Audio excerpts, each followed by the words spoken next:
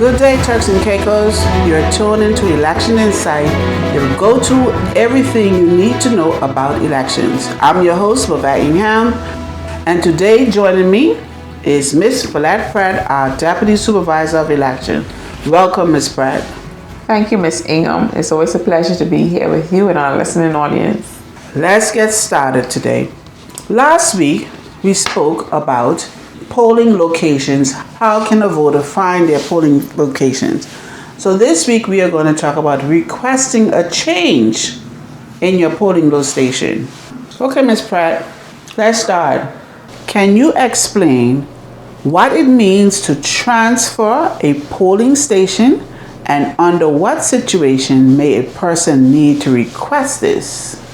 So a transfer of polling station is where a person is registered in one district, and due to circumstances, they now have to relocate to another district. Common circumstances are you relocate from one apartment to another, you change your residence, or you may purchase a home in another electoral district. Example, you may have lived in Blue Hills and you want to go to Leawood. So that is a new electoral district. Or you may relocate to another island.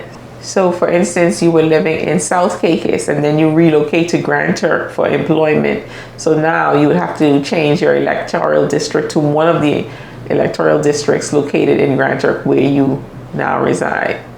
Thank you, Ms. Pratt. What happens if someone moves to a different address within the same electoral district? Do they need to request a transfer? So the answer is simply no. If you remain within the same electoral district but you move down the street or around the corner, you don't require a transfer. Can a voter request a change to their polling station? If so, and how? So to answer your question, Ms. Ingham, yes, a voter can make a change to their polling station. How is this done? So first off, it's the responsibility of the voter to notify the supervisor of elections of the various change.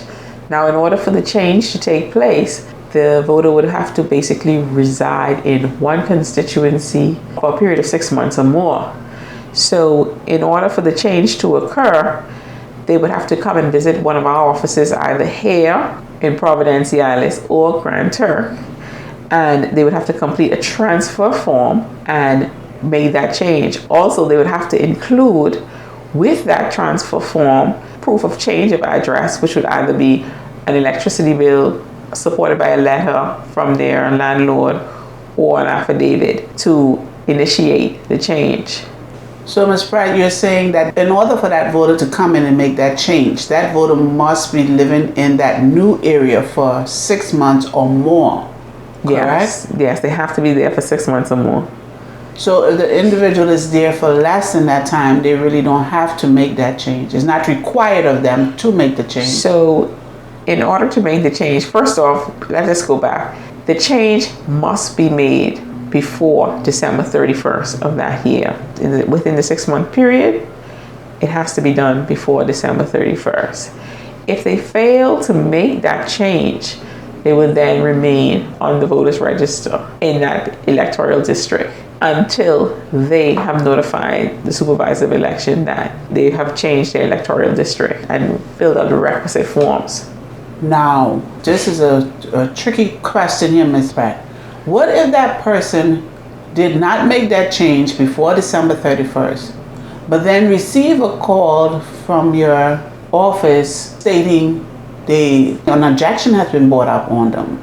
So in that case, if someone within the constituency or within that electoral district file a claim or an objection against the individual for residing in that district, the onus is on the individual who is registered in that district to show cause that they still remain or they reside in that district, or to verify or confirm that they no longer live in that district. Thank you very much for that clarity. Ms. Pratt, what is the deadline for requesting a polling station change? So like I said earlier, it's December 31st of each year. So, Ms. Ingham, I would just like to draw to your attention Section 14.1 of the Elections Ordinance, what clearly says, what speaks to transfer of registration. It states, where an elector moves from an electoral district in which he has presently registered and the elector has resided in another electoral district for a period of more than 6 months, the elector shall notify the supervisor of elections and apply for a transfer of his registration to the electoral district in which he has moved to, no later than, and I stress, no later than December 31st of every year. Thank you for that clarity, Ms. Pratt. Are there any restrictions on where a voter can request to move? So, to answer your question, yes, there are restrictions. So if a person wants to transfer from one electoral district or constituency to another, they are restricted. They're restricted because when they complete the transfer application form, we can supply the supporting documentation. We can only make reasonable adjustments to the electoral register according to the information supplied to us. So therefore, if you live in Blue Hills, you can't transfer to Grand Turk unless you can support that and say, I've moved, this is my new address, and I have reason to be listed in an electoral district in Grand Turk. And that goes not even from just island to island, it's from district to district. Correct. So if you live in Blue Hills and you move to 5 Keys, but you want to be registered in the Bight, it can't happen. Once your information supports and says, okay, you now reside in 5 Keys, that is where we will place you, 5 Keys, based on the documents presented to us. Thank you. Ms. Pratt, is the transfer forms online or must a voter visit an electoral office to submit their transfer requests? So, Ms. Ingham, voters can find, or persons interested in transferring, they can find the transfer form online on our website. It's www.gov.tc/elections, along with the registration forms in that section or form section online.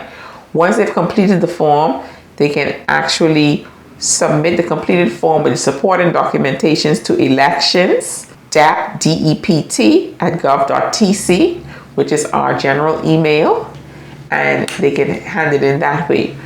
Alternatively, they can visit our office, either in Grand Turk or Providenciales, and they can get a form completed there and bring along with them the supporting documentation, once again, which is a bill with proof of address, a letter from the landlord or the person they reside with, or sworn affidavit. Thank you very much, Ms. Pratt. Can a request for a transfer be denied? So, Ms. Ingham, to answer your question, yes. If a transfer application is submitted to our office and once it's being reviewed, the discretion is left to the supervisor of elections to determine whether the application should be approved. Therefore, if there is insufficient supporting documentation or sufficient evidence to substantiate that the individual has moved from one electoral district to another, even after requesting additional information, the supervisor election reserves the right to actually deny an application. But that wouldn't happen at first instance, but he does reserve that right. Thank you for that clarity. Okay, Ms. Pratt, here's our final question to wrap up. How important is it for a voter to verify their polling station details ahead of election day to ensure everything is in order? Well, Ms. Ingham, like I've said earlier, the onus is on the voter to ensure that they are in the right electoral district prior to general election. So they have the responsibility to ensure that they transfer from district to district if it's applicable to them, and they also should ensure to check the voters register within the designated areas to make sure that their name appears at the right electoral district and free from error. Well, thank you once again, Ms. Pratt. It is always a pleasure to sit with you to assist and guide our listening audience of the updates and the importance of doing what they need to do before election day. Remember, your polling station is an important part of your voting experience, so don't wait until the last minute to verify or request a transfer if needed. If you have any further questions or need more details, feel free to visit the Elections Department website or contact our office directly, Providenciales and Grand Turk. That is all the time that we have today. Thank you for listening, and stay tuned for our next episode right here on Radio Turks and Caicos 89.1 FM. Next week, we are going to dive into another important topic to ensure that you are fully prepared for the upcoming general election.